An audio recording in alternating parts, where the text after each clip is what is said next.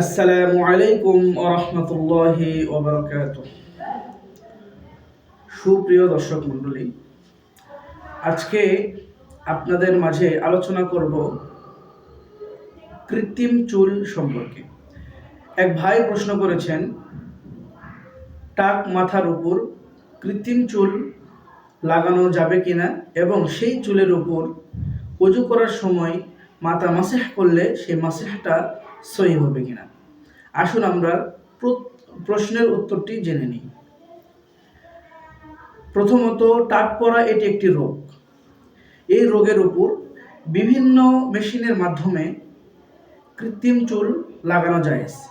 যেহেতু এটি একটা রোগ, এই রোগের উপরে রোগ হওয়ার কারণে এই টাকের উপর কৃত্রিম চুল লাগানো যায়।